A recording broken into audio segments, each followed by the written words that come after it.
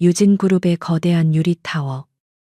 그 최상층에 위치한 이사회 회의실의 공기는 얼음장처럼 차가웠다. 계절이 늦가을로 접어들고 있었지만 이 방 안의 한기는 바깥 날씨와는 무관한 종류의 것이었다. 거대한 마호가니 테이블 중앙에 앉은 강지훈 회장. 그는 40의 나이에도 불구하고 감정을 읽을 수 없는 완벽한 포커 페이스를 유지하고 있었다. 사람들은 그를 강철의 벽이라 불렀다. 하지만 오늘 그 벽에 미세한 균열을 내려는 시도가 있었다.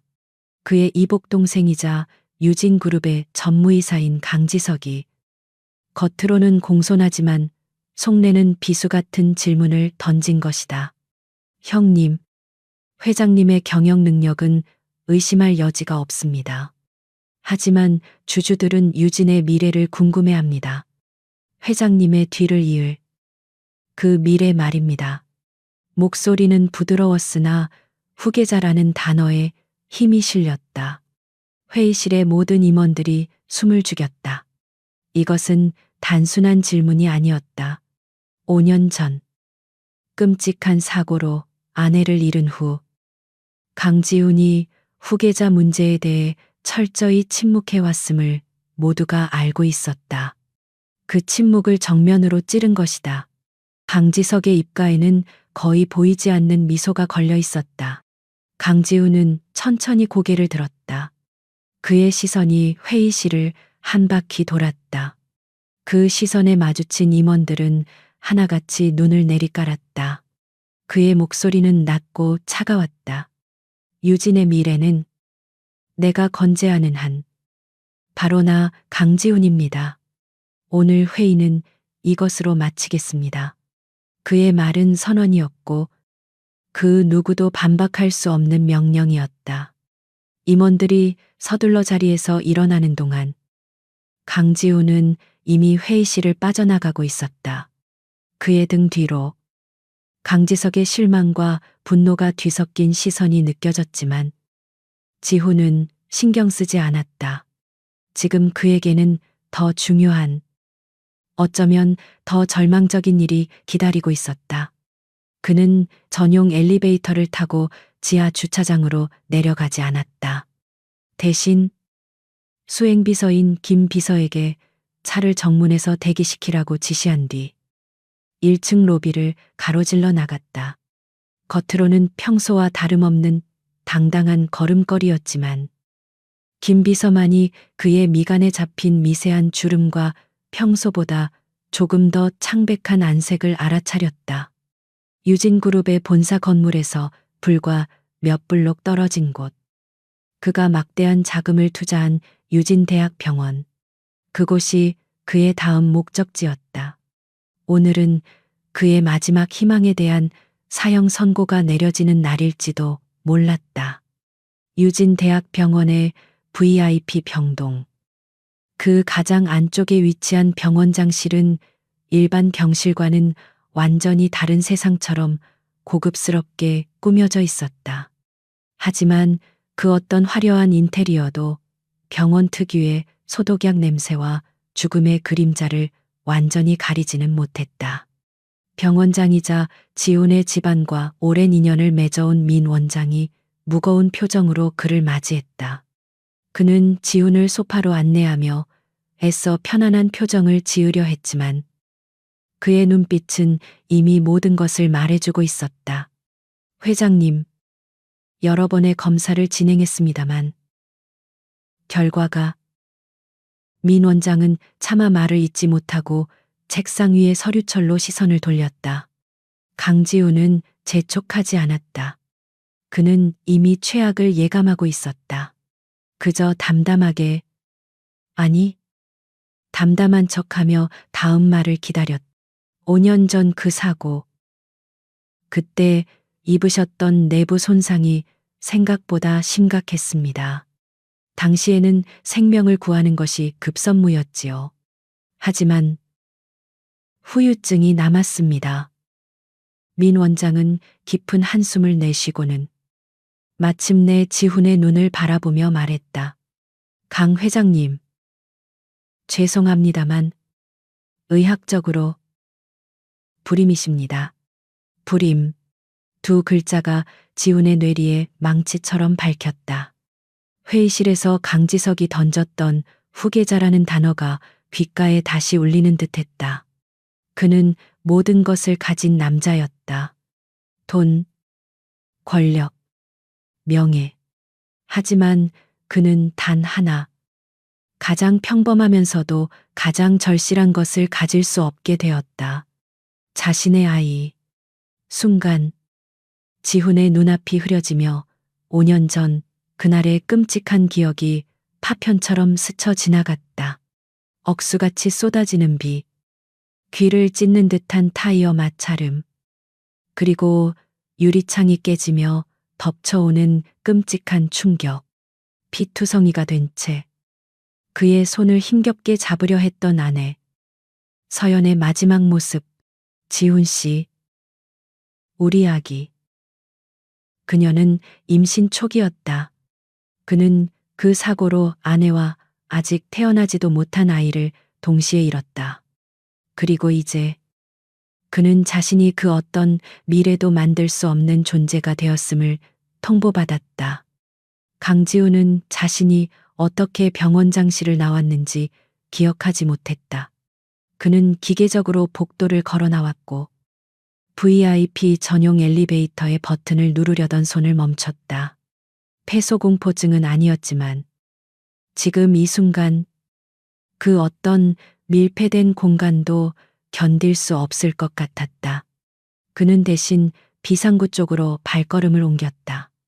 철제 문을 밀고 나가자 병원 건물 옆면에 한적한 비상계단이 나타났다. 병원 정문과는 달리 사람들의 시선이 전혀 닿지 않는 곳이었다. 차가운 가을 저녁 공기가 그의 폐를 찔렀다. 도시의 소음이 멀리서 아련하게 들려왔다. 그는 완벽하게 메어져 있던 넥타이를 거칠게 잡아당겨 풀었다. 대중 앞에서는 단 한 번도 보인 적 없는 흐트러진 모습이었다. 그는 차가운 시멘트 계단에 주저앉았다. 수십억 원짜리 계약서에 사인을 하던 그의 손이 이제는 절망적으로 자신의 얼굴을 감싸고 있었다. 유진 그룹이라는 거대한 제국을 어깨에 짊어진 남자. 강철의 벽이라 불리던 남자. 그 벽이 마침내 무너져 내렸다. 처음에는 낮게 억누르는 듯한 신음소리가 새어나왔다. 이내 그 소리는 참을 수 없는 오열이 되었다. 그의 어깨가 격렬하게 들썩였다. 아내를 잃었을 때도 장례식장에서조차 단 한 방울의 눈물도 보이지 않았던 그였다. 하지만 지금 그는 모든 것을 잃었다는, 어쩌면 서연과의 마지막 연결고리마저 끊어졌다는 처절한 절망감에 휩싸여 아이처럼 울부짖었다. 그의 눈물은 단순히 후계자를 얻지 못한다는 상실감이 아니었다. 그것은 5년 동안 억눌러왔던 아내에 대한 그리움이었고 지켜주지 못했다는 죄책감이었으며 이제는 그 어떤 희망도 붙잡을 수 없게 된 한 남자의 완전한 좌절이었다. 어둠이 짙어지고 있었다. 차가운 바람이 병원 건물 사이를 맴돌며 강지훈의 젖은 뺨을 스쳤다. 도시의 불빛은 화려했지만 지금 그가 앉아 있는 비상계단에는 희미한 보안등 불빛만이 간신히 닿고 있었다. 그의 울음소리가 잦아들었을 때 곁에 있던 도시의 소음이 다시 선명하게 들려왔다. 구급차의 사이렌 소리, 멀리서 들려오는 사람들의 웅성거림, 그리고 아주 가까이에서 들리는 망설이는 듯한 작은 발소리. 지훈은 고개를 들지 않았다. 지금은 그 누구의 위로도 시선도 받고 싶지 않았다. 그 발소리의 주인은 8살배기 아이 민하늘이었다. 아이는 제 나이보다 훨씬 작고 말랐으며 쌀쌀한 날씨에 어울리지 않는 얇고 낡은 카디건을 걸치고 있었다. 손에는 거의 다 비어가는 사탕과 껌, 그리고 몇 개의 일회용 휴지가 담긴 작은 플라스틱 바구니가 들려 있었다. 하늘이는 병원 정문 근처에서 이것들을 팔아 할머니의 약값을 보태고 있었다. 오늘은 유난히 물건이 팔리지 않았고 마지막으로 들른 편의점에서 거절당한 뒤 건물 뒤편으로 돌아가려던 참이었다. 하늘이는 비싼 양복을 입은 아저씨가 여기서 울고 있는 것을 발견하고는 깜짝 놀라 걸음을 멈췄다.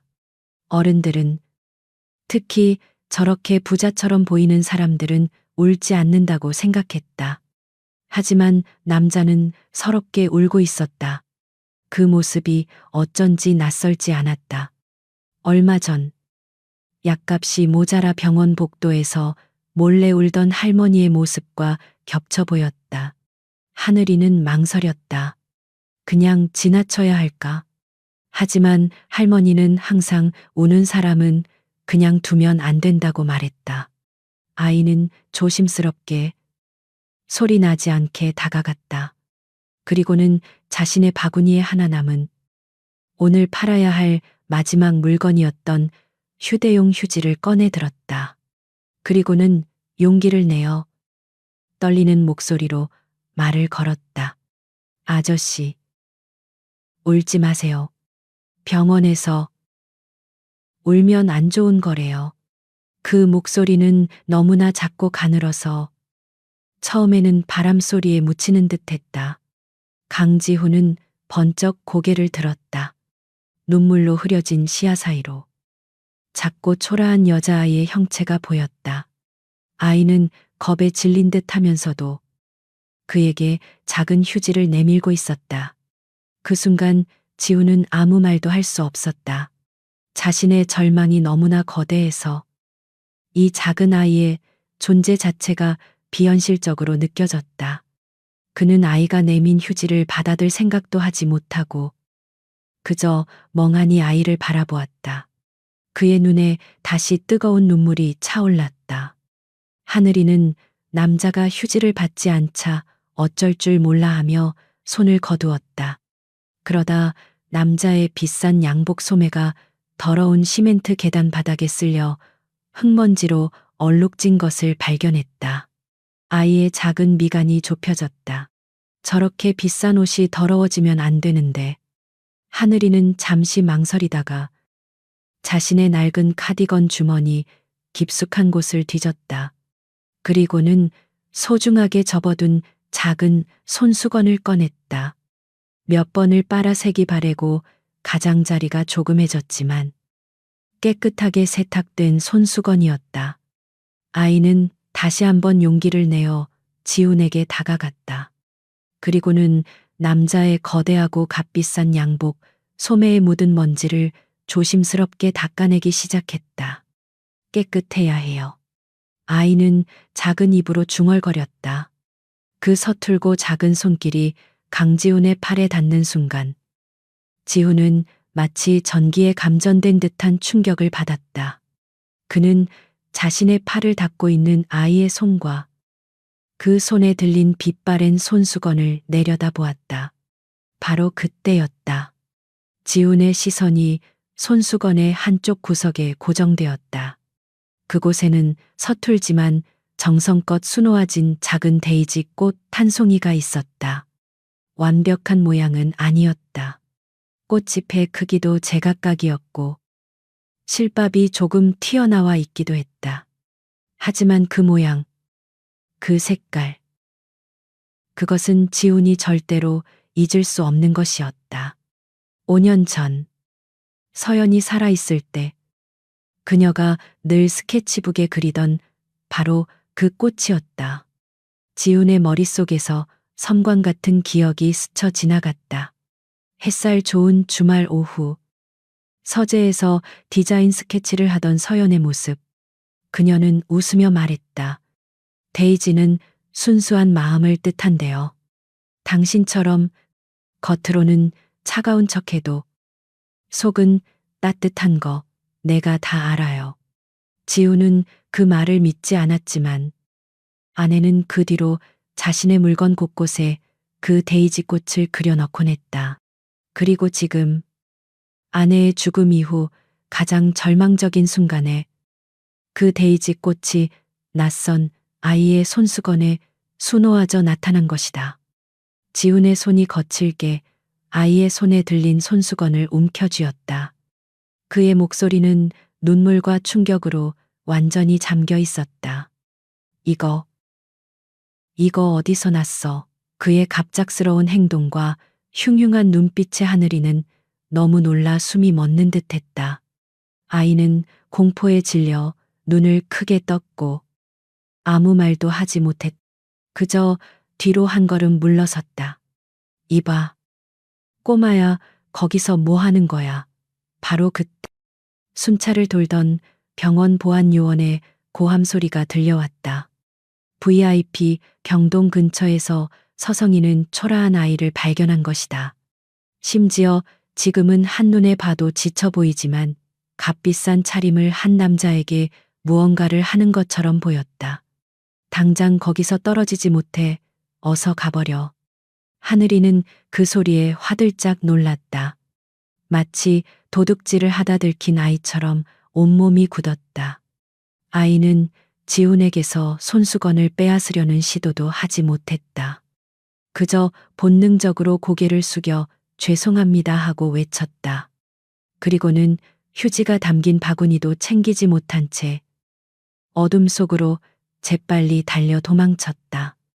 아이의 작은 뒷모습이 순식간에 시야에서 사라졌다. 강지훈은 혼자 남겨졌다. 차가운 계단 위에 보안 요원의 의심스러운 시선을 받으며 하지만 그는 아무것도 신경 쓸 수 없었다. 그의 모든 절망감과 슬픔은 순간적으로 증발했고 그 자리를 거대한 충격과 혼란이 대신했다. 그는 천천히 자신의 손바닥을 내려다보았다. 그의 손에는 방금 전 그 아이가 떨어뜨리고 간 낡고 빛바랜 작은 손수건이 쥐어져 있었다. 그리고 그 손수건 구석에는 불가능하게도 그의 안에 서연의 흔적이 담긴 데이지 꽃이 선명하게 남아 있었다. 이것은 단순한 우연일 수 없었다. 이것은 서연이 보낸 신호일까? 지훈의 심장이 미친 듯이 뛰기 시작했다. 강지훈의 펜트하우스는 서울의 야경이 한눈에 내려다 보이는 유리와 강철로 지어진 성이었다. 한강의 불빛이 거대한 통유리창을 통해 흘러들어왔지만 그 빛은 100평이 넘는 거실의 냉기를 조금도 데우지 못했다. 지훈은 5년 전 서연과 함께 골랐던 흰색 가죽 소파에 앉아 있었다. 하지만 그는 편히 기대지 못했다. 그의 손에는 어젯밤 그 아이에게서 빼앗다시피 가져온 낡고 빛바랜 손수건이 들려 있었다. 그는 수백억짜리 계약서를 검토할 때보다 더 진지한 눈으로 그 작은 데이지 자수를 노려보고 있었다. 그는 잠을 자지 못했. 절망이 지나간 자리에 이 작은 손수건이 불을 지폈다. 이것은 무엇인가? 서연의 흔적. 불가능한 시기에 가장 절망적인 순간에 나타난 이 표식. 그의 이성은 이것이 그저 기이한 우연일 뿐이라고 말했지만 그의 심장은 이것이 인연이라고, 어쩌면 서연이 보낸 마지막 선물일지도 모른다고 속삭였다. 그는 그 아이를 찾아야 했다. 그 아이가 이 손수건을 가진 연유를, 그리고 그 아이가 왜 하필 그때 그곳에 있었는지를 알아내야만 했다. 그때였다. 정막을 깨고 테이블 위에 놓인 그의 개인 휴대전화가 날카롭게 울렸다. 발신자는 본가 번자였다. 새어머니인 박 회장이었다. 지훈은 미간을 찌푸렸지만 전화를 받았다. 수화기 너머로 박 회장의 교양 넘치지만 얼음장 같은 목소리가 흘러나왔다. 지훈아, 이 밤중에 웬일이냐고 묻지는 않겠지. 소식 들었단다. 유진 병원 산부인과 쪽말이다. 그녀의 목소리에는 숨길 수 없는 조소가 묻어 있었다. 지우는 대답하지 않았다. 그의 침묵에 박 회장은 더욱 기세등등해졌다. 하긴, 네가 그럴 줄 알았지. 5년 전 그 사고 이후로 네가 온전할 리가 없었잖니. 지석이는 젊고 건강하단다.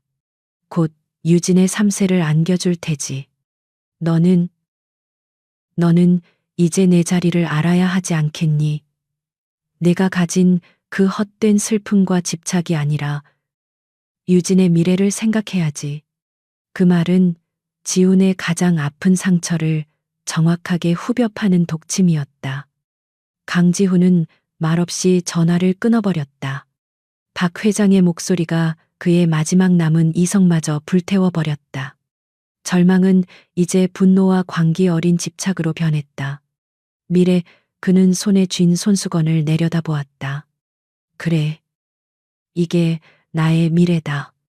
이 아이가 나의 유일한 실말이다. 그는 즉시 비서실 직통번호를 눌렀다. 김비서, 어젯밤 10시경. 유진 병원 본관 측면 비상계단. 거기서 나를 만났던 여자아이가 있다. 8살 전후, 낡은 카디건, 껌과 휴지를 팔고 있었어. 그의 목소리는 강철처럼 차갑고 단호했다. 병원, CCTV, 주변 상가, 골목길, 동원할 수 있는 모든 사설 인력까지 전부 투입해 동이 틀 때까지 그 아이, 그리고 그 아이의 모든 것을 내 책상 위에 올려놔. 무슨 수를 써서라도. 그는 무슨 수라는 단어에 힘을 실었다. 이것은 회장으로서의 명령이 아니라 벼랑 끝에 몰린 한 남자의 절박한 요구였다. 김 비서는 지훈의 목소리에 담긴 광기를 알아차렸지만 그저 알겠습니다. 회장님, 이라고 답할 뿐이었다. 날이 밝기 무섭게 김 비서의 보고가 올라왔다. 찾았습니다. 물레동의 한 지하 단칸방입니다. 민하늘, 8세. 현재 조모와 단둘이 거주 중입니다. 김 비서가 내민 태블릿 PC에는 밤새 수집된 아이의 비참한 현실이 고스란히 담겨 있었다. 그리고 그 마지막 장에는 조모의 병원 진료 기록이 있었다. 만성폐렴, 그리고 결핵의증, 병원비가 없어 제대로 된 치료조차 받지 못하고 있었다. 그날 아침, 물레동의 가장 후미진 골목, 아직 채가 시지 않은 새벽의 축축한 공기 사이로 그곳과는 전혀 어울리지 않는 검은색 최고급 세단이 미끄러지듯 들어섰다. 좁은 골목길은 차 한 대가 겨우 지나갈 수 있었고 차가 멈춰 서자 동네 사람들의 호기심 어린 시선이 쏟아졌다. 차문이 열리고 한치의 흐트러짐도 없는 완벽한 맞춤 정장을 입은 강지훈이 내렸다. 그의 수제 구두가 축축하고 더러운 시멘트 바닥에 닿았다. 그는 주변의 시선 따위는 아랑곳하지 않고 김 비서가 알려준 지하방의 낡은 철문 앞에 섰다. 그는 노크 대신 그냥 문을 열어젖혔다. 끽. 소름 끼치는 쇳소리와 함께 곰팡이 냄새와 약 냄새, 그리고 가난의 냄새가 뒤엉켜 그의 코를 찔렀다. 방 안은 어두웠다. 창문이라고는 벽상단에 달린 작은 쪽창이 전부였다. 그리고 그곳에 어젯밤의 그 아이, 민하늘이 있었다. 아이는 얇은 이불을 덮고 누워 격렬하게 기침을 해대는 할머니에게 묽은 죽을 떠먹이고 있었다. 하늘이는 문이 열리는 소리에 고개를 돌렸고 그 자리에 얼어붙었다. 어젯밤 울고 있던 그 아저씨였다. 할머니가 힘겹게 몸을 일으키려 애쓰며 물었다. 누구신데 함부로. 강지훈은 그들의 초라한 살림살이를 천천히 훑어보았다. 그리고 방구석에 쌓여있는 값싼 약 봉투들을 바라보았다. 그의 목소리는 그 어떤 감정도 담기지 않은 채 방안을 울렸다. 그 약으로는 할머니를 살릴 수 없습니다. 그는 하늘이와 할머니의 시선을 무시한 채 방 한가운데 있는 작은 밥상 위에 자신의 서류 가방을 올려놓았다. 철컥하는 소리와 함께 가방이 열렸다. 지훈은 서류 2장과 은행에서 발행된 두툼한 자기압 수표 1장을 꺼내 밥상 위에 밀어놓았다. 나는 유진그룹의 강지훈입니다. 그 이름에 할머니의 눈이 공포와 경악으로 커졌다. 할머니의 병은 당장 유진병원 VIP 병동으로 옮겨야 합니다. 내가 아는 최고의 교수가 직접 집도할 겁니다. 그러면 사실 수 있습니다. 그는 잠시 말을 끊었다가 시선을 하늘이에게 고정했다. 대신 이 아이는 내가 데려갑니다. 할머니는 숨이 넘어갈 듯 기침을 하다가 공포에 질린 목소리로 외쳤다. 당신, 지금 내 손녀를 팔라는 거요. 안 돼. 절대 안 돼. 할머니는 하늘이를 필사적으로 끌어안으려 했다. 하지만 하늘이는 움직이지 않았다. 아이는 그저 밥상 위에 놓인 하얀 서류와 그 위에 적힌 믿을 수 없는 액수의 수표, 그리고 살 수 있다는 남자의 말을 번갈아 바라보고 있었다. 강지우는 차갑게 말했다. 이것은 협상이 아닙니다. 제안입니다. 이 서류는 임시 보호자 및 후견인 지정서입니다. 이 돈이면 할머니가 완쾌된 후에도 평생 편히 사실 수 있습니다. 그는 다시 하늘이를 보았다. 선택은 네가 해라. 예. 저렇게 죽어가는 할머니 곁에 남을 것인지, 아니면 할머니를 살리고 나와 함께 갈 것인지. 그는 8살 아이에게 세상에서 가장 잔인한 선택을 강요했다. 방 안에는 할머니의 거친 숨소리와 기침 소리만이 가득 찼다. 하늘이는 주먹을 꽉 쥐었다. 아이는 할머니를 바라보았다. 주름진 얼굴, 앙상하게 마른 팔. 아이는 결심한 듯 고개를 들어 강지훈을 정면으로 바라보았다. 그 작은 눈에는 더 이상 두려움이 없었다. 8살 아이에게서는 도저히 나올 수 없는 모든 것을 포기한 듯한 무서운 성숙함이 어려 있었다. 할머니, 살려주신다면 갈게요. 그 말에 할머니가 절규했지만 지우는 이미 김 비서에게 신호를 보냈다. 문 밖에서 대기하고 있던 구급대원들이 들어와 할머니를 조심스럽게 들것에 실었다. 할머니는 하늘아 안 되라고 외쳤지만 아이는 그쪽을 돌아보지 않았다. 강지우는 하늘이에게 손을 내밀지 않았다. 그저 가자. 라고 명령했다. 하늘이가 낡은 신발을 신고 비틀거리며 일어나 골목을 빠져나가려 할 때 아이가 돌부리에 걸려 넘어질 뻔했다. 지훈은 짜증스럽다는 듯이 멈춰섰다. 그는 아이의 작은 다리와 더러운 골목길을 한번 훑어보더니 망설임 없이 아이를 번쩍 안아들었다. 그것은 다정한 포옹이 아니었다. 마치 짐을 옮기듯 거칠고 신속한 동작이었다. 그는 아이를 검은 세단 뒷좌석에 밀어넣고 자신도 올라탔다. 차문이 닫히는 순간 민하늘에 비참했던 과거와 강지훈의 예측 불가능한 미래가 하나의 공간에서 봉인되었다. 차 안의 공기는 물레동의 축축한 지하실에서 뿜어져 나오던 곰팡내와 강지훈의 수백만 원짜리 수트에서 풍기는 차가운 향수 냄새가 이질적으로 뒤섞여 질식할 것만 같았다.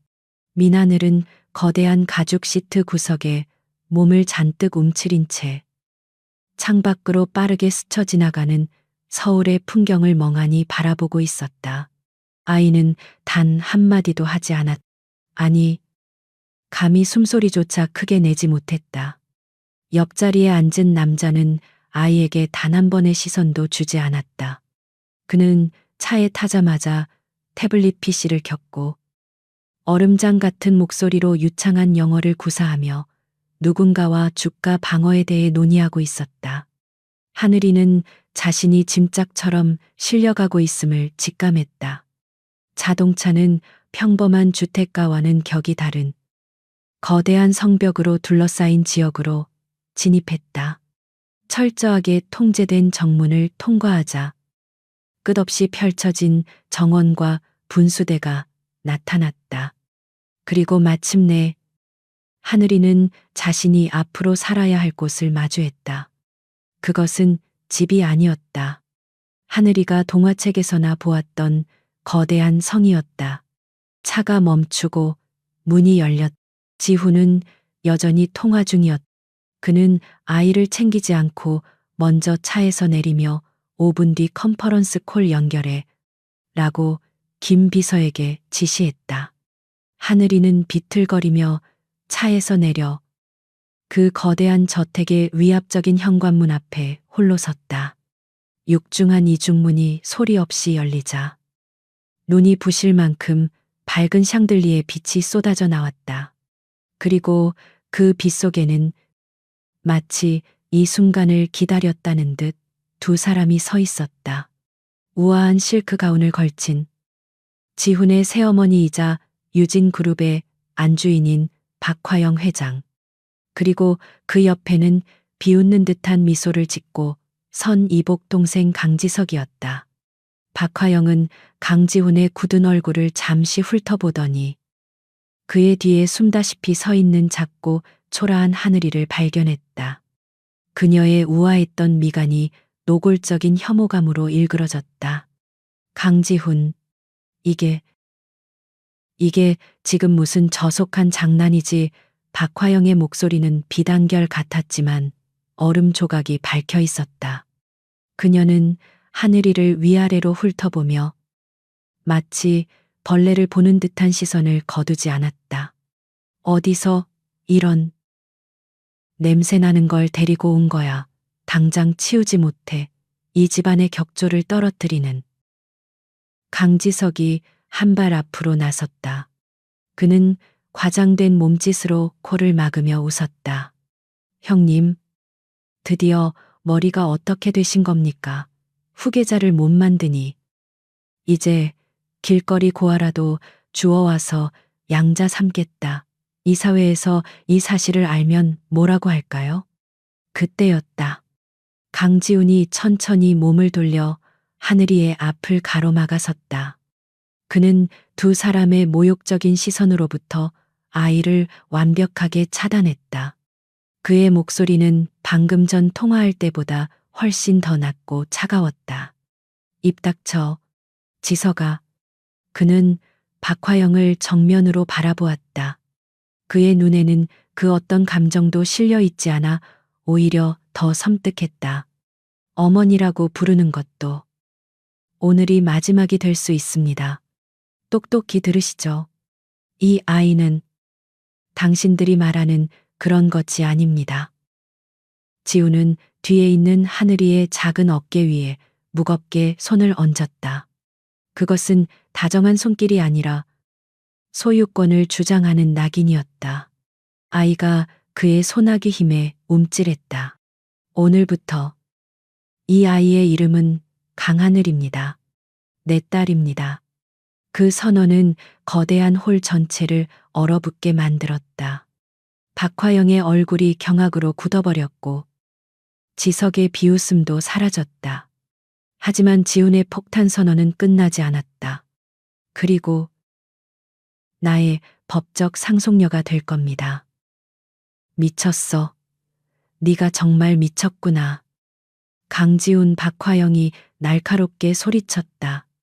근본도 모르는 저런 것을 감히 유진의 후계자로. 지훈은 그녀의 말을 잘랐다. 그는 차갑게 비웃었다.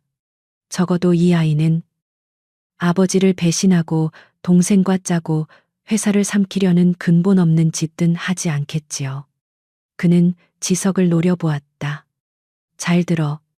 누구든 이 아이에게 손을 대는 것은 유진그룹의 후계자에게 손을 대는 것입니다. 그리고 그것은 곧 나 강지훈에게 손을 대는 것을 의미합니다. 그 결과는 감당할 수 없을 겁니다. 그는 하늘이의 어깨를 쥔 채 얼어붙은 두 사람을 밀치듯 지나쳐 거대한 중앙 계단을 오르기 시작했다. 하늘이는 뒤를 돌아볼 수 없었다. 등 뒤에 꽂히는 두 개의 살기, 어린 시선이 너무나 무서웠지만 자신을 이끌고 가는 이 남자의 차가운 손이 더 무서웠다. 그날부터 민하늘의 삶은 사라지고 강하늘로서의 삶이 시작되었다. 그것은 동화 속 신데렐라의 삶이 아니었다. 오히려 혹독한 군사 훈련에 가까웠다. 지훈은 아이를 방 하나에 던져넣고는 곧바로 집안의 모든 사용인과 가정교사들을 호출했다. 하늘이는 그날 평생 입어본 적 없는 뜨거운 물에 몸이 벗겨져라 씻겨졌고 낡은 카디건과 신발은 지훈의 명령에 따라 쓰레기로 분류되어 소각되었다. 아이는 숨이 막히는 레이스 원피스를 입고 어색한 가죽 구두를 신어야 했다. 강지훈은 다정한 아버지가 될 생각이 전혀 없었다. 그는 강하늘을 자신의 복수를 위한 완벽한 도구로 유진그룹의 후계자라는 이름에 걸맞은 인형으로 만들어야 했다. 저녁 식사 시간은 고문과도 같았다. 하늘이가 배고픔에 빵을 손으로 집어들자 지훈의 차가운 목소리가 테이블을 울렸다. 포크, 나이프. 아이가 놀라 포크를 떨어뜨리자 그는 더 차갑게 말했다. 다시. 하늘이는 울음을 참으며 떨리는 손으로 은재 식기를 다시 쥐어야 했다. 너는 길거리 고양이가 아니다. 강하늘이다. 강하늘은 그렇게 먹지 않아. 네가 무너지면 내 할머니도 무너진다는 걸 명심해. 그는 잠자리에 들기 전 동화책을 읽어주는 대신 하늘이를 자신의 서재로 불렀다. 거대한 책상 위에 유진그룹의 이사진과 주요 주주들의 사진을 늘어놓았다. 이 사람은 박 회장의 수족이다. 내 적이다. 이 사람은 욕심이 많지. 이용할 가치가 있다. 8살 아이에게는 너무나 가혹한 가르침이었다. 지훈은 아이의 턱을 거칠게 붙잡고 자신의 눈을 똑바로 보게 했다. 누구 앞에서도 고개 숙이지 마. 울지도 마. 네가 두려워하는 순간 너는 모든 것을 잃는다. 절대 그들에게 두려움을 보이지 마. 하늘이는 매일 밤 너무나 크고 화려하지만 감옥처럼 느껴지는 방에서 홀로 잠들었다. 아이는 박 회장과 지석이 무서웠지만 그들보다 자신을 완벽한 도구로 만들려는 강지훈이 더 무서웠다. 하지만 하늘이는 지훈이 미처 예상하지 못한 아이였다. 아이는 가난 속에서 살아남기 위해 사람의 감정을 읽는데 비상하게 발달해 있었다. 아이는 지훈의 그 강철 같은 가면 뒤에 숨겨진 깊은 고독을 본능적으로 감지하고 있었다. 어느 날 밤 지훈은 서재에서 중요한 해외 파트너와 격렬한 화상 통화를 하고 있었다. 계약이 틀어질 위기였다. 말도 안 되는 소리, 당장 계약 파기해. 위약금은 이쪽에서 물어줄 테니. 그는 평소보다 훨씬 더 날카로웠고 결국 태블릿 PC를 책상에 집어 던지듯 내려놓으며 거친 숨을 몰아쉬었다. 지훈은 책상 위의 서류들을 분노에 차 휩쓸어 버렸다. 종이들이 공중에 흩날렸다. 그때 서재 문틈으로 작은 그림자가 보였다. 하늘이가 잠옷 차림으로 그를 훔쳐보고 있었다. 지훈은 자신의 가장 약한 모습을 보였다는 사실에 더욱 화가 치밀었다. 뭐야? 왜 아직 안 잤어? 방으로 돌아가. 그의 목소리에는 살기마저 어렸다. 하늘이는 보통 아이라면 겁에 질려 울며 도망쳤을 그 순간 놀랍게도 방 안으로 한 걸음 들어섰다. 아이는 그의 분노가 아니라 그의 지친 어깨를 바라보고 있었다. 하늘이는 조심스럽게 그에게 다가왔다. 지훈은 이 작은 존재가 자신의 분노를 정면으로 마주하는 것에 당황했다. 아이는 너무 작아서 그의 얼굴을 볼 수 없었다. 대신 아이는 작은 손을 뻗어 그가 입고 있던 비싼 실크 가운의 소매 자락을 살며시 잡아당겼다. 아저씨, 아직 아빠라는 말은 배우지 못했다. 왜 그렇게 화를 내요? 지훈은 어이없다는 듯 비웃었다. 네가 알 바 아니야. 어서 들어가자. 하지만 하늘이는 소매를 놓지 않았다. 아이는 고개를 들어 어둠 속에서도 그를 올려다보려 했으며 말했다. 그렇게 소리 지르면 아저씨가 더 아파 보여요. 순간 강지훈의 모든 동작이 멈췄다. 그의 심장이 차가운 쇠사슬에 묶인 채 바닥으로 떨어지는 듯했다. 평생 아무도 그에게 그런 말을 한 적이 없었다.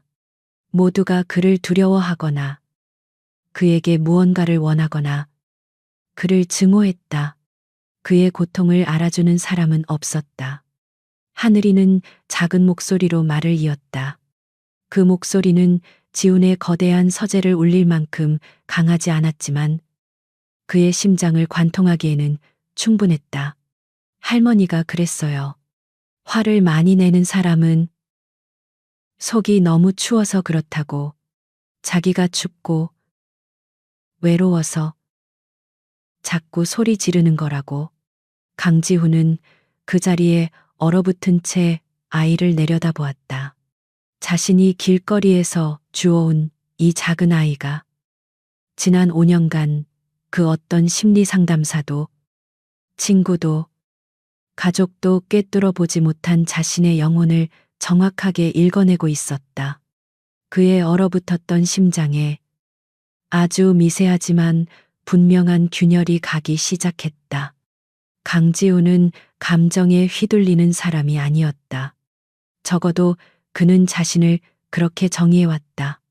그가 민하늘을 데려온 것은 5년 만에 처음 느낀 절망 속에서 발견한 비이성적인 동아줄이었지만 그는 그 동아줄의 재질을 확인해야만 했다.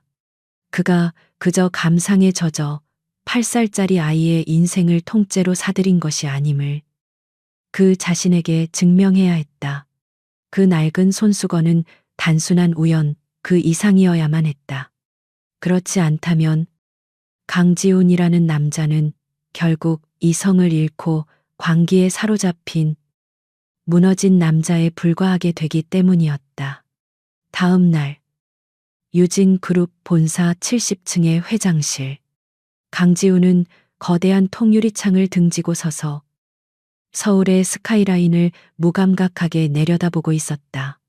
그의 책상 위에는 김 비서가 가져다 놓은 작은 비닐 지퍼백이 놓여 있었다. 그 안에는 세탁과 소독이 완료된 데이지 손수건이 들어 있었다. 더 알아봐. 어젯밤 아이를 저택에 데려다 놓은 직후 그가 김 비서에게 내린 명령은 그것뿐이었다. 그 더라는 단어에 수만 가지 의미가 담겨 있음을 김 비서는 알고 있었다. 정확히 약속된 시간에 김 비서가 회장실로 들어섰다. 그의 손에는 꽤 두꺼운 서류철이 들려 있었다. 평소에 무표정한 얼굴이었지만 김 비서는 어젯밤부터 이어진 이 기묘한 사건의 실마리를 추적하며 느꼈던 경악을 애써 감추고 있었다. 그는 서류철을 강지훈의 책상 위에 올려놓았다. 강지훈은 뒤돌아보지 않은 채 물었다. 결론부터 믿기 힘든 우연의 연속입니다. 회장님, 김 비서의 목소리는 평소처럼 건조했다. 그는 서류철의 첫 페이지를 넘겼다. 그곳에는 손수건을 고화질로 촬영한 사진이 붙어 있었다. 이 손수건은 시중에서 판매되는 제품이 아닙니다. 씨앗의 집이라는 소규모 자수 공방에서 제작된 수공 예품입니다. 씨앗의 집. 강지우는 그 이름을 처음 들어봤다. 그는 마침내 몸을 돌려 책상으로 다가왔다. 김 비서는 다음 페이지를 넘겼다. 마포구에 한적한 주택가에 위치한 비영리 단체입니다. 미혼모나 경제적 자립이 필요한 여성들에게 자수기술을 가르치고 관련 제품을 판매하여 수익금을 나누는 방식입니다. 강지훈의 미간이 좁혀졌다. 단순한 자선단체. 그것이 그 데이지의 비밀이란 말인가. 그래서 그게 서연이와 무슨 상관이지. 그는 자신도 모르게 아내의 이름을 내뱉었다. 김비서는 이 보고서의 가장 핵심적인 부분을 가리켰다. 이 씨앗의 집은 공식적인 후원자는 없었습니다만 5년 전, 그러니까 사모님께서 돌아가시기 전까지 익명으로 이 단체의 모든 운영비를 지원해 온 분이 있었습니다. 김 비서는 잠시 말을 끊고 지훈의 눈치를 살폈다. 확인 결과 그 익명의 후원자는 고구 윤서연 사모님이셨습니다. 강지훈의 호흡이 순간적으로 멈췄다. 온몸의 피가 차갑게 식는 듯했다. 서연이, 아내가, 그가 몰랐던 그녀만의 비밀스러운 자선 활동. 그는 서연이 디자인 스케치를 하고 자선 파티에 참석하는 것은 알았지만 이렇게 깊숙이 자신의 흔적을 남기지 않고 누군가를 돕고 있었다는 사실은 전혀 몰랐다.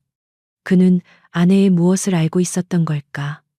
그의 손이 비닐 지퍼백 위의 데이지를 무의식적으로 어루만졌다. 그렇다면 이 손수건은, 그럼 민하늘은 지훈의 목소리가 미세하게 떨리고 있었다. 그는 이 모든 연결고리의 중심에 있는 그 아이의 정체가 궁금했다. 김 비서는 다음 페이지로 넘겼다. 그곳에는 한 여성의 낡은 증명사진이 붙어 있었다. 민하늘과 어딘지 모르게 닮아 보이는 슬프고도 선한 눈매를 가진 여성이었다. 민하늘 양의 모친 이은주 씨입니다. 3년 전 씨앗의 집에서 기술을 배운 일기 수강생이었습니다. 김 비서의 보고는 계속되었다. 공방 기록에 따르면 이은주 씨는 손재주가 유난히 뛰어났다고 합니다. 특히 데이지 자수를 잘 놓았는데 그것은 윤서연 사모님께서 직접 공방을 방문했을 때 격려의 의미로 그려주고 가신 디자인이라고 합니다. 이은주 씨는 그 디자인을 유독 소중히 여겨 딸인 하늘 양의 물건에도 항상 새겨주었다고 합니다. 모든 조각이 맞춰지고 있었다. 이것은 우연이 아니었다. 서연이 뿌린 씨앗이 가장 절망적인 순간에 자신에게 돌아온 것이었다. 지우는 가슴속에서 뜨거운 것이 치밀어 오르는 것을 느꼈다. 그것은 단순한 감동이 아니었다. 자신이 하늘이를 데려온 것은 미친 짓이 아니라 서연의 뜻을 잇는 지극히 당연한 운명이었다는 확신이었다. 그는 이은주라는 여자가 궁금해졌다. 서연의 마지막 온기를 간직한 사람, 그리고 하늘이를 낳아준 사람. 그 어머니는 지금 어디 있지? 당장 만나봐야겠다. 필요한 것이 있다면, 아니, 그냥 내가 보답해야지. 그는 자신이 데려온 아이의 어머니에게 아내의 이름으로 무언가를 해주고 싶었다. 그것이 서연에 대한 최소한의 도리이자 자신의 죄책감을 덜 수 있는 유일한 길처럼 느껴졌다. 하지만 김 비서는 대답 대신 굳은 표정으로 서류철의 마지막 장을 넘겼다. 그의 행동에는 무거운 망설임이 담겨 있었다. 회장님, 그게 가장 어려운 부분입니다.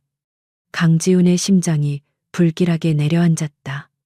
이은주 씨는 2년 전 사망했습니다. 사망. 그 단어가 지훈의 귓가를 쳤다. 그는 잠시 그 의미를 이해하지 못했다. 사망. 이라고 어째서. 김 비서는 마지막 장에 첨부된 진료기록 사본을 가리켰다. 사인 스인은 뇌종양이었습니다. 악성 교모세포종. 김 비서의 다음 말은 강지훈의 심장을 산산조각 내기에 충분했다. 2년 전 유진대학병원에서 진단을 받았습니다. 유진병원. 다시 한번 그 이름이 지훈의 발목을 잡았다. 자신이 불임 판정을 받았던 바로 그 병원. 자신이 막대한 돈을 기부하고 이사회 의장직을 맡고 있는 바로 그 병원. 지훈의 목소리가 얼음처럼 차가워졌다. 유진 병원에서 진단을 받았는데 왜 죽었지? 당장 수술했어야지. 김 비서는 차마 고개를 들지 못하고 대답했다.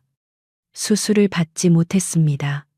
긴급 수술비와 예치금이 없어서 입원이 거부되었습니다. 뭐라고 강지훈은 자신의 귀를 의심했다. 유진 병원, 사회복지재단은 뭘 한 거야? 당장 내가.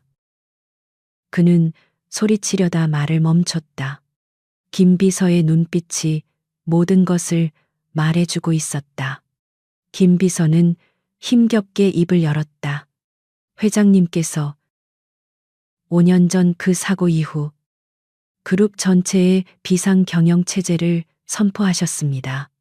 그리고 2년 전 주가 하락 시기에 수익성이 없는 모든 자선재단의 예산을 전액 삭감하고 병원 복지기금을 구조 조정하라고 직접 지시하셨습니다.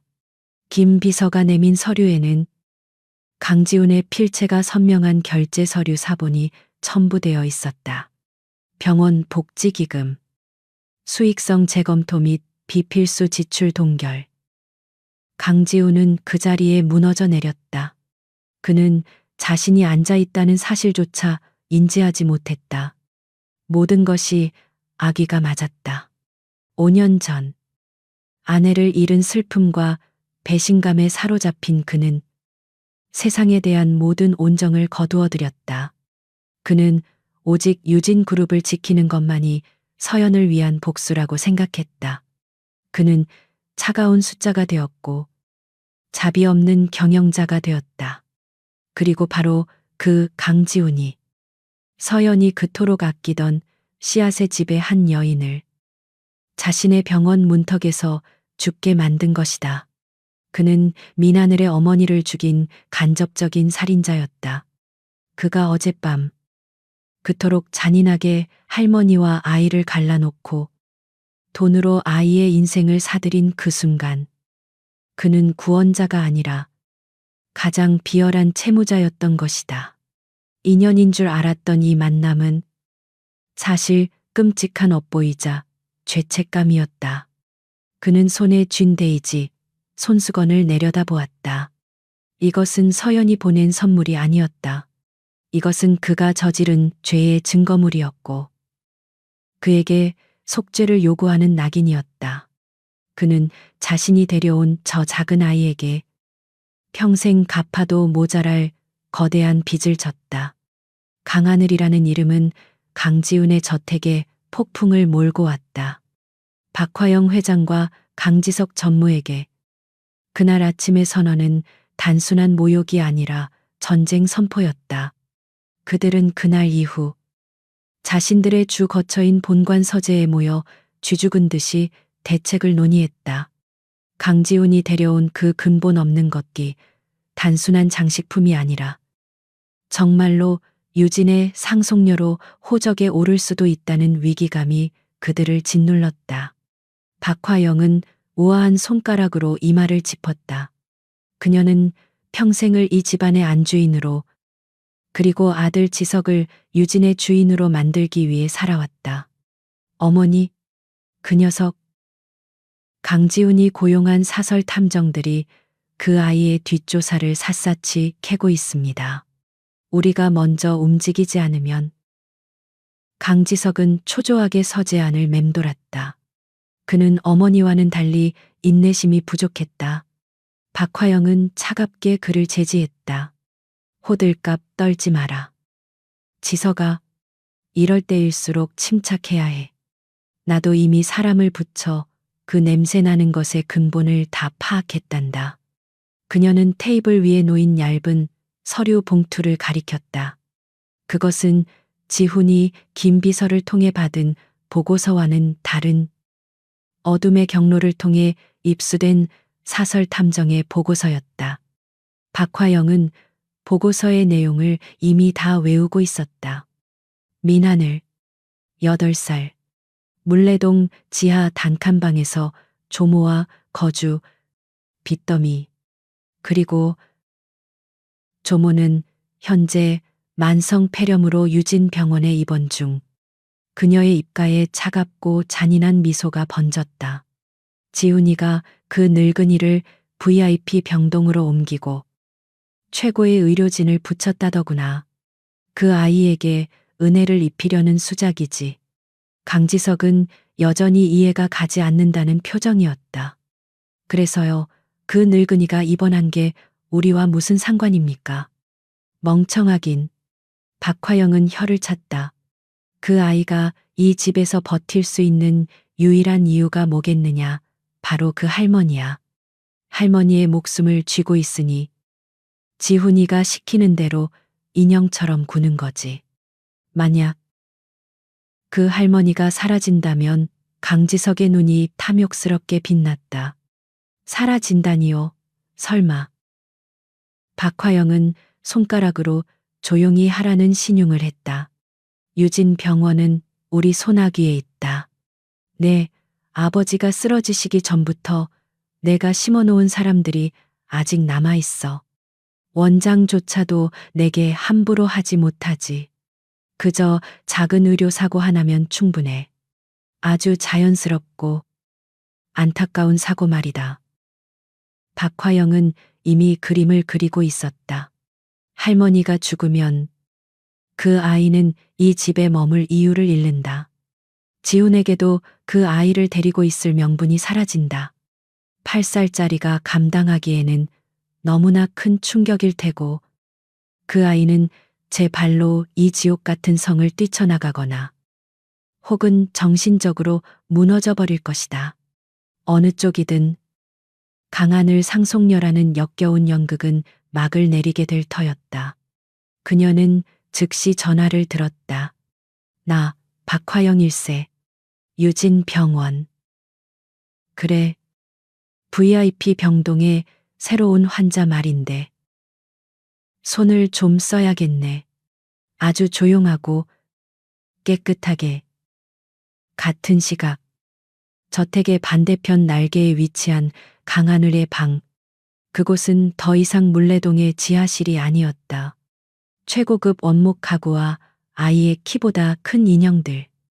그리고 방 한쪽 벽면을 가득 채운 동화책들. 하지만 하늘이에게 이곳은 여전히 감옥이었다. 그리고 강지훈은 그 감옥의 냉혹한 간수였다. 5장에서의 충격과 죄책감은 강지훈을 변화시켰다. 그는 더 이상 하늘이를 단순한 도구로 보지 않았다. 그녀는 이제 그가 평생 짊어져야 할 속죄의 대상이었다. 그래서 그는 더더욱 하늘이를 강하게 만들어야만 했다. 그의 교육 방식은 더 혹독해졌다. 죄책감은 그를 다정하게 만든 것이 아니라 더 조급하게 만들었다. 그는 자신이 이 아이의 어머니를 죽게 만든 이 끔찍한 세상에서 이 아이가 다시는 누구에게도 짓밟히지 않도록 만들어야 할 의무가 있었다. 내 어머니는 약해서 돌아가신 거다. 그는 어느 날 저녁 아이에게 잔인한 진실을 일부 각색하여 말했다. 돈이 없어서, 힘이 없어서 죽은 거야. 너도 그렇게 죽고 싶어. 하늘이는 눈물을 터뜨렸지만 지훈은 눈 하나 깜짝하지 않았다.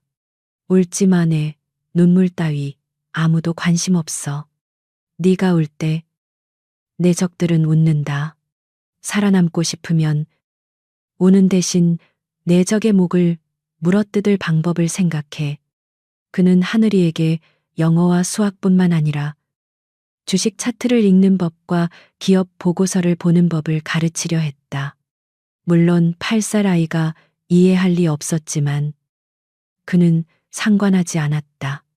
이해하려 하지 마. 그냥 봐. 저 숫자들이 사람들의 욕망이고 저 그래프가 그들의 공포다. 넌 그걸 이용해야 해. 그리고 그는 아이에게 값비싼 태블릿 PC를 주었다.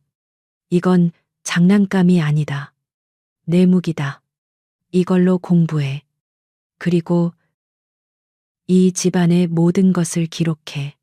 누가 뭘 하는지, 무슨 말을 하는지, 네가 모르는 건 전부 너를 해칠 칼이 되어 돌아온다. 하늘이는 그 가르침을 스펀지처럼 빨아들였다. 아이는 공포 속에서 자신을 살려줄 유일한 동아줄이 강지훈의 이 잔인한 가르침뿐임을 본능적으로 깨달았다. 아이는 더 이상 울지 않았다. 대신 관찰하기 시작했다. 박화영의 우아한 미소 뒤에 숨겨진 경멸, 강지석의 비열한 눈빛, 그리고 자신을 바라보는 사용인들의 동정과 호기심. 아이는 강지훈이 가르쳐준 대로 기록하기 시작했다. 태블릿 PC의 녹음 기능을 켜고 매일 밤 그날 들었던 대화들을 복기했다. 그러던 어느 날 오후였다. 하늘이는 그날 배운 영어 단어를 복습하기 위해 태블릿 PC를 들고 서재로 향하고 있었다. 지훈은 회사 일로 외출 중이었다. 저택은 거대했고 아이는 박화영과 마주치는 것이 싫어 늘 구석진 복도를 이용해 다녔다. 본관의 서재. 박화영이 주로 머무는 방 앞을 지날 때였다. 평소라면 굳게 닫혀 있어야 할 무거운 문이 오늘따라 살짝 열려 있었다. 그리고 그 안에서 박화영의 격앙된 목소리가 새어나왔다. 대체 일 처리를 어떻게 하는 거야? 작은 사고 하나 내는 게 그렇게 어려워. 그 늙은이. 아직도 숨이 붙어 있잖아. 하늘이는 그 자리에 얼어붙었다. 늙은이. 심장이 차갑게 내려앉았다. 지금 유진 병원에 입원한 늙은이는 단 한 사람뿐이었다. 할머니. 하늘이는 숨을 죽인 채 문틈으로 귀를 기울였다. 더 확실한 방법이 필요해. 주사제든 뭐든 실수로 과다 투여된 것처럼. 그래. 오늘 밤이 좋겠군. 오늘 밤 안에 영원히 조용히 시켜. 영원히 조용히 시켜. 하늘이의 머릿속이 하얗게 변했다. 온몸이 사시나무처럼 떨려왔다. 당장이라도 비명을 지르며 도망치고 싶었다. 울고 싶었다. 하지만 바로 그 순간 강지훈의 차가운 목소리가 아이의 뇌리를 스쳤다. 울지 마. 내 적들은 웃는다. 우는 대신 증거를 잡아. 하늘이는 떨리는 손으로 자신의 태블릿 PC를 움켜쥐었다. 아이는 자신이 지금 무슨 짓을 하는지도 모르는 채 본능적으로 화면을 눌러 녹음 버튼을 활성화했다. 박화영은 여전히 창가에 서서 등을 돌린 채 전화를 계속하고 있었다. 그래. 뒤탈 없게. 하늘이는 문틈으로 방안을 살폈. 거대하고 화려한 책상. 그 밑은 어두운 그늘이 져 있었다. 아이는 신발을 벗었. 그리고 8년의 가난한 삶이 가르쳐준 대로 소리 없이 방 안으로 기어 들어갔다. 고양이처럼, 그림자처럼. 박화영은 전혀 눈치채지 못했다.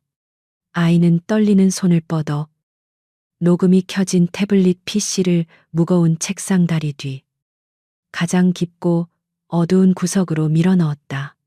그리고 들어왔던 것처럼 소리 없이 빠져나왔다.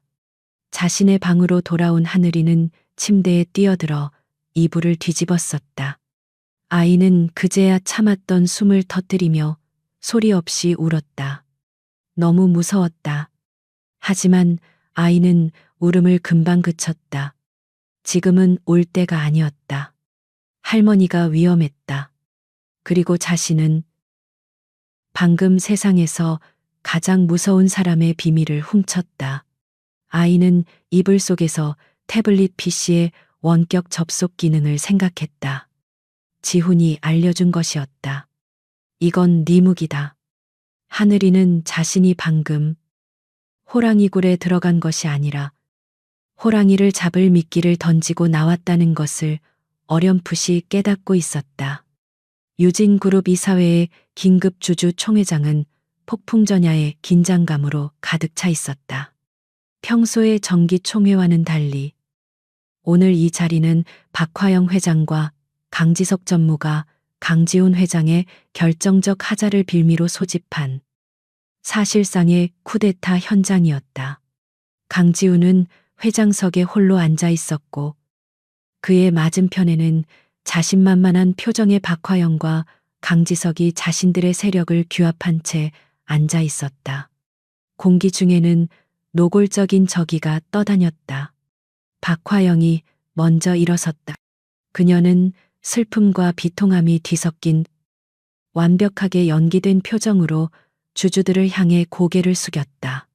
존경하는 주주 여러분, 오늘 제가 이처럼 참담한 마음으로 이 자리에 선 것은 유진의 미래를 위해서입니다. 그녀의 목소리는 연극 배우처럼 호소력이 짙었다.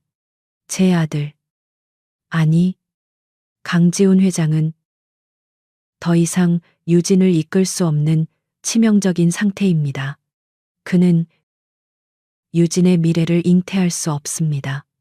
그녀의 말이 끝나자마자 강지석이 준비된 자료를 모든 스크린에 띄웠다. 그것은 유진 병원에서 발급된 강지훈의 불임을 확정하는 내용의 조작된 진단서였다. 회의장은 순식간에 아수라장이 되었다. 이게 사실이요. 그래서 후계자 문제를 계속 회피했던 건가? 회장으로서의 자격이 없다. 주주들의 웅성거림이 분노로 변해갔다. 강지훈은 그 모든 비난을 묵묵히 받아내며 앉아 있었다. 그는 이미 이 모든 것을 예상했다는 듯 그저 박화영의 저열한 연극을 차갑게 응시할 뿐이었다. 강지석이 이 기회를 놓치지 않고 일어섰다. 형님, 아니, 강 회장 이제 그만 내려오시죠. 유진을 위해, 그리고 형님의 마지막 남은 명예를 위해.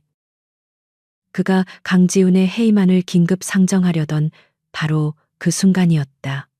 잠깐 회의장의 육중한 이중문이 거칠게 열렸다. 이사회의 철통 같은 보안을 뚫고 예상치 못한 인물이 등장했다. 김 비서였다. 그리고 그의 뒤에는 회의장의 모든 시선이 문 쪽으로 쏠렸다. 그곳에는 값비싼 원피스를 입었지만 그 옷이 전혀 어울리지 않는 작은 아이. 강하늘이 서 있었다.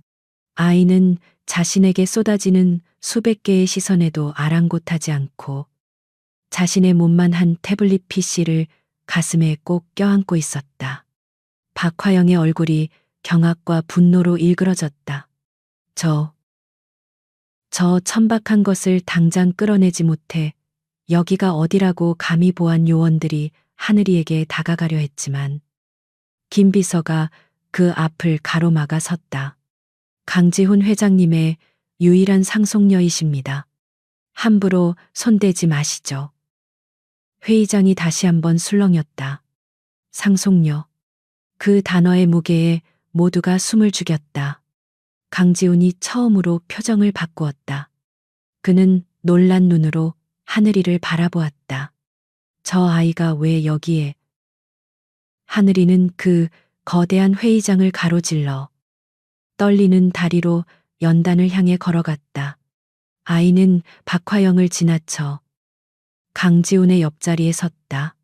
그리고 마이크를 향해 작은 목소리로 말했다. 아니에요. 뭐가 아니라는 게냐. 박화영이 소리쳤다. 하늘이는 박화영을 똑바로 바라보았다. 강지훈이 가르쳐준 대로였다. 적의 눈을 봐. 할머니를 죽이려고 했잖아요. 그 말에 박화영은 물론 강지석까지 얼굴이 하얗게 질렸다. 무슨 말도 안 되는. 하늘이는 더 이상 말하지 않았다. 대신 김 비서의 도움을 받아 태블릿 PC를 회의장의 메인 스피커 시스템에 연결했다. 이게 증거예요. 아이가 재생 버튼을 눌렀다. 처음에는 지지직거리는 잡음이 들렸다. 그러다 박화영의 목소리가 회의장 전체에 울려 퍼졌다. 대체 일 처리를 어떻게 하는 거야? 그 늙은이. 아직도 숨이 붙어 있잖아. 그것은 하늘이의 할머니를 암살하려는 명백한 살인교사였다. 주주들은 경악했다. 세상에. 강지석이 다급하게 소리쳤다. 이건 조작이야. 8살짜리 아이가. 하지만 박화영은 이미 끝났다는 것을 알았다. 그녀의 얼굴에서 핏기가 완전히 가셨다. 하지만 진짜 지옥은 그 녹음 파일이 아직 끝나지 않았다는 것이었다. 하늘이는 그 파일을 끊지 않았다. 그리고 잠시 후 박화영이 다른 사람과 통화하는 내용이 흘러나왔다. 그것은 하늘이조차 미처 다 확인하지 못했던 태블릿 PC가 꺼지기 직전까지 녹음된 보너스 트랙이었다. 걱정 말라니까. 5년 전에 윤서연이 처리할 때도 완벽했잖아. 회의장의 모든 공기가 그 순간 얼어붙었다. 강지훈의 몸이 돌처럼 굳었다. 박화영의 목소리는 계속되었다. 잔인할 정도로 명랑하게. 그래. 그 사고. 내가 두 놈 다 한꺼번에 치워버리려고 브레이크에 손을 좀 썼지. 둘 다 죽었으면 좋았을 텐데. 강지훈, 그 놈이 살아남을 줄이야. 대신 불임이 됐으니 그것도 나름 수학이었지만 이제 이 늙은이만 깨끗하게 치우면 유지는 지석이 거야. 정적. 그 어떤 소리도 들리지 않았다. 그 누구도 감히 숨을 쉬지 못했다. 5년 전 대한민국을 떠들썩하게 했던 유진그룹의 비극적인 사고가 단순한 사고가 아니라 이복 어머니가 며느리와 아들을 동시에 살해하려 한 끔찍한 사건이었음이 만천하에 공개된 순간이었다.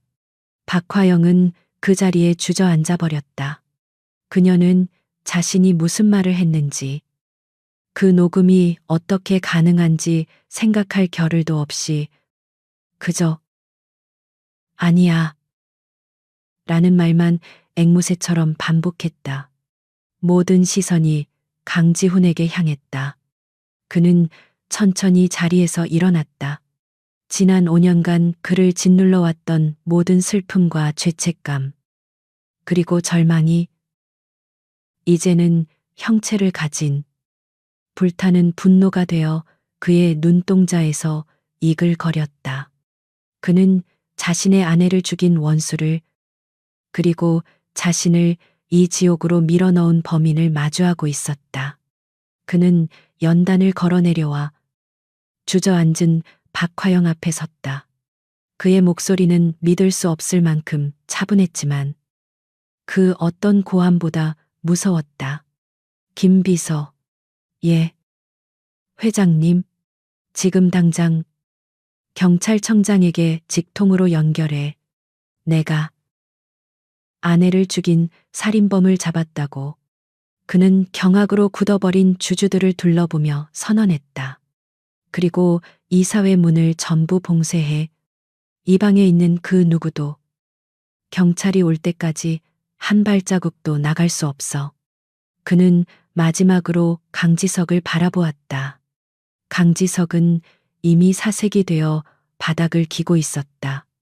강지우는 그를 경멸하듯 지나쳐 연단에 홀로 서 있는 하늘이에게 다가갔다. 아이는 자신도 모르게 거대한 폭탄을 터뜨린 것을 깨닫고 파랗게 질려 있었다. 강지우는 그 작은 아이를 번쩍 안아들었다. 자신이 물레동에서 그랬던 것처럼, 하지만 이번에는 짐짝처럼 거칠게가 아니었다. 부서지기 쉬운, 세상에서 가장 소중한 보물을 다루듯 자신의 품에 단단히 끌어안았다. 자신이 잃어버린 과거를 되찾아준 자신의 유일한 구원자를. 그날의 주주총회는 유진그룹 역사상 가장 충격적인 피바람으로 기록되었다. 회장일까? 며느리 살해 및 손녀 암살 시도라는 헤드라인이 대한민국을 뒤덮었다. 박화영과 강지석은 현장에서 긴급 체포되었고, 그들과 결탁했던 병원 관계자 및 임원들이 줄줄이 소환되었다. 유진그룹의 주가는 폭락했고, 거대한 제국은 모래성처럼 무너져 내리는 듯했다. 하지만 강지우는 흔들리지 않았다. 그는 아내의 복수와 자신의 구원이라는 두 개의 불타는 엔진을 장착한 기관차처럼 이 모든 혼란의 중심을 꿰뚫고 나아갔다. 그는 며칠 밤낮을 회장실에서 보내며 그룹의 붕괴를 막아냈다. 그의 방식은 냉혹하고 신속했다. 박화영의 잔재 세력을 숙청하는 과정은 피도 눈물도 없었다. 하지만 과거의 그와는 달랐다. 과거의 그는 자신의 제국을 지키기 위해 싸웠지만, 지금의 그는 하늘이가 지켜낸 이 삶을 지키기 위해 싸웠다. 그는 더 이상 잃을 것이 없는 사람이 아니었다. 그는 이제 지켜야 할 것이 생긴 세상에서 가장 강한 남자가 되어 있었다. 하늘이는 그가 평생 짊어져야 할 속죄의 대상에서, 그가 목숨을 걸고 지켜내야 할 미래 그 자체가 되었다. 저택으로 돌아온 그는 가장 먼저 하늘이의 할머니가 입원한 VIP 병동을 찾았다. 박화영의 손길이 닿았던 모든 의료진은 즉시 교체되었고, 대한민국 최고의 의사들이 할머니의 치료에 매달렸다. 그는 할머니의 병실을 찾아가 늙고 병든 손을 조용히 바라보았다. 반드시 살려내겠습니다. 그것은 약속이었고 맹세였다. 그는 자신이 그토록 경멸했던 돈으로 모든 것을 해결하려는 속물이 되어 있었지만, 그것이 하늘이에게 진 빚을 갚는 유일한 방법임을 알았다. 몇 주가 흐르고 그룹이 어느 정도 안정궤도에 올랐을 때였다. 한 남자가 죄인처럼 회장실 문 앞에 섰다. 5년 전, 그리고 불과 몇 달 전, 강지훈에게 절망을 선고했던 유진병원의 민 원장이었다. 그는 강지훈의 부름도 없었지만 더 이상 양심의 가책을 견딜 수 없다는 듯 창백한 얼굴로 그를 찾아왔다. 김 비서가 그를 막아섰지만 강지훈은 조용히 손짓해 그를 들여보냈다. 민 원장은 강지훈의 거대한 책상 앞에 서자마자 그 자리에 무릎을 꿇었다. 회장님, 저를 죽여주십시오. 강지훈은 그를 차갑게 내려다보았다. 박화영이 시킨 짓인가? 병원장 자리까지 오른 사람이 그렇게 쉽게 무너졌군. 민 원장은 눈물을 흘리며 고개를 저었다. 그것보다 더 큰 죄를 지었습니다. 회장님, 그는 떨리는 목소리로 지난 몇 년간 자신을 짓눌러 왔던 끔찍한 진실을 고백하기 시작했다. 박화영 여사님은 이미 알고 있었습니다. 뭘 말인가? 5년 전 사고. 그때 회장님의 부상이 심각했지만 생식 기능에 대한 손상은 일시적인 것이었습니다. 충분한 휴식과 치료가 동반되면 6개월 안에 정상으로 돌아올 수 있는 상태였습니다. 강지훈의 눈썹이 미세하게 꿈틀거렸다. 박화영은 그 사실을 사고 직후 병원 내부의 스파이를 통해 알아챘다. 그리고 민 원장에게 접근했다. 그 여자는 제 가족의 목숨을 담보로 협박했습니다. 회장님께 영구 불임 판정을 내리라고. 그래야만 회장님께서 후계자에 대한 희망을 완전히 버리고 스스로 무너질 것이라고 했습니다. 민 원장은 바닥에 머리를 밟고 흐느꼈다. 제가 회장님의 미래를 빼앗았습니다. 제가 바로 그 불임 진단서를 조작한 장본인입니다. 회장님께서는 처음부터 아무 문제가 없으셨습니다. 회장님은 건강하십니다. 그 고백은 몇 달 전이었다면 강지훈의 모든 것을 뒤흔들었을 폭탄이었다. 하지만 지금 강지훈은 그저 창밖을 바라볼 뿐이었다. 그는 아무런 감정도 느껴지지 않았다. 자신이 아이를 가질 수 있다는 사실이 더 이상 그에게는 그 어떤 의미도 되지 못했다. 그것은 이미 중요하지 않은 과거의 사실이 되어버렸다. 그는 자신의 피를 이을 후계자가 아니라 자신의 영혼을 구원할 딸을 원했다. 그리고 그는 이미 그 딸을 가졌다. 강지훈은 무릎 꿇고 있는 민 원장에게 나직이 말했다. 일어나, 당신의 죄는 내 병원에서 평생 봉사하며 갚아. 하늘이 할머니를 완벽하게 회복시켜. 그것이 당신이 살 유일한 길이다. 몇 달이 더 흘렀다. 혹독했던 겨울이 완전히 물러가고 서울의 눈부신 봄이 찾아왔다. 강지훈의 저택에도 그리고 유진그룹에도 새로운 질서가 자리 잡았다. 하늘이의 할머니는 기적처럼 건강을 회복했고 지훈이 마련해준 한적한 교회의 전원주택에서 평화로운 나날을 보내고 있었다. 하늘이는 주말마다 할머니를 만났고 두 사람은 눈물로 서로를 끌어안았지만 할머니는 이제 하늘이가 있어야 할 곳이 어디인지 알고 있었다. 어느 평일 오후 강지훈은 수백억짜리 M&A 미팅을 단 30분 만에 끝내버리고 회사를 나섰다.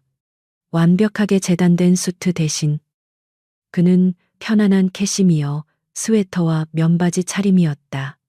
그는 직접 검은색 SUV를 몰아 하늘이가 다니는 초등학교 교문 앞에 섰다.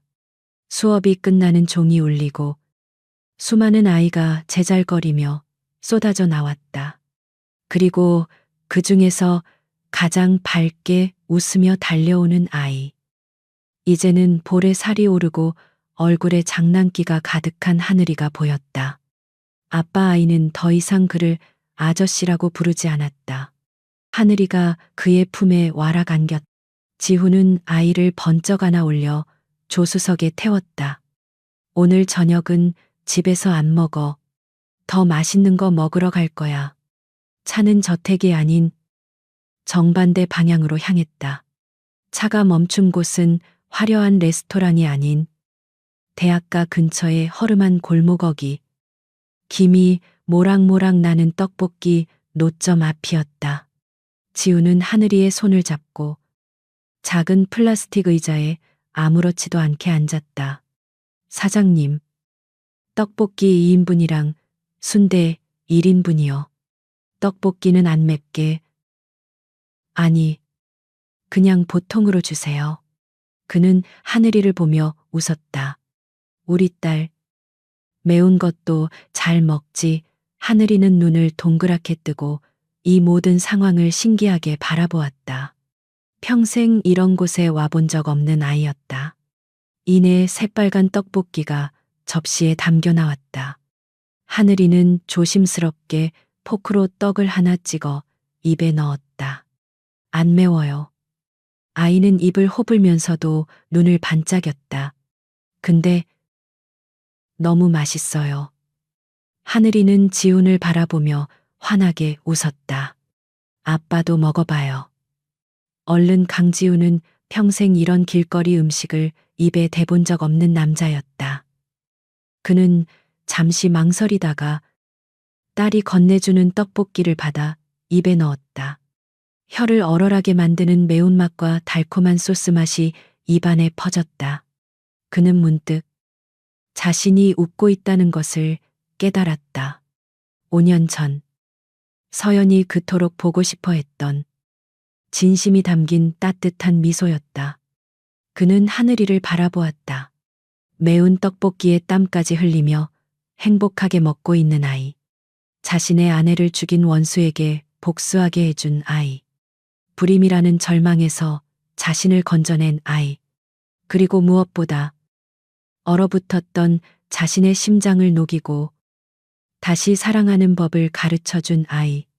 강지훈은 깨달았다. 5년 전 사고로 그는 아내를 잃었지만 신은 그에게 또 다른 기회를 주었다. 피로 이어진 가족이 아니라 운명으로 이어진, 영혼으로 이어진 진짜 가족을. 따뜻한 봄 햇살이 두 사람의 어깨 위로 부서져 내렸다. 강지우는 하늘이의 입가에 묻은 떡볶이 소스를 손수건으로 닦아주었다. 그 손수건은 더 이상 낡은 데이지 손수건이 아니었지만 그 어떤 명품보다 더 따뜻한 온기를 담고 있었다.